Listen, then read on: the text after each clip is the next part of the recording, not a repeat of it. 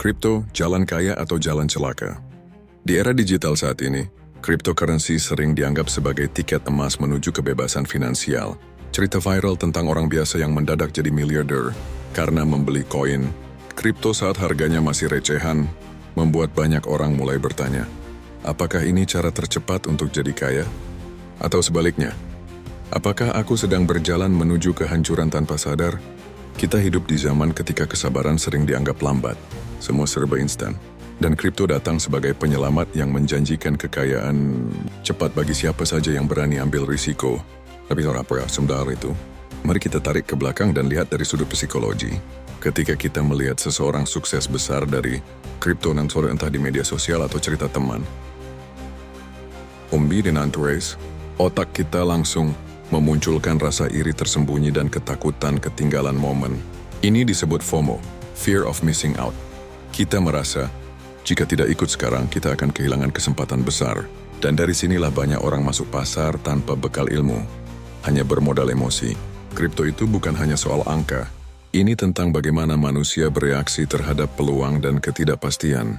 Di balik grafik yang naik turun itu, ada jutaan keputusan emosional. Panik saat harga jatuh, euforia saat harga naik, menyesal karena tidak beli lebih banyak, marah karena telat jual. Semua emosi itu melelahkan. Lalu kenapa kita tetap tergoda? Karena kripto memanipulasi dua hal paling dasar dalam diri manusia, harapan dan ketakutan. Harapan untuk hidup lebih baik, dan ketakutan akan tetap miskin selamanya.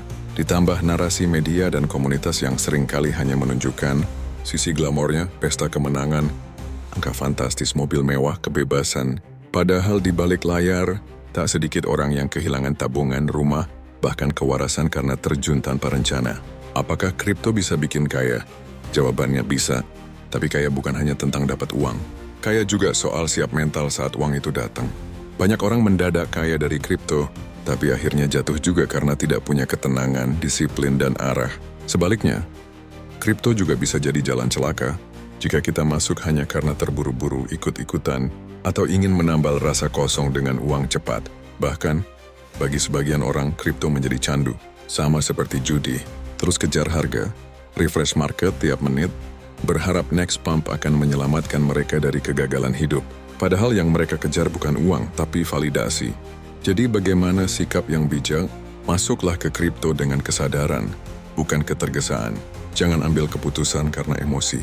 Jangan korbankan uang makan, pendidikan, atau tabungan keluarga hanya demi cuan cepat. Pahami risikonya. Dan yang paling penting, tanya ke diri sendiri. Kalau uang ini hilang, aku masih bisa hidup tenang? Karena kekayaan bukan soal naiknya grafik, tapi tentang kendali atas hidup. Dan itu tidak bisa kamu beli dari kripto manapun.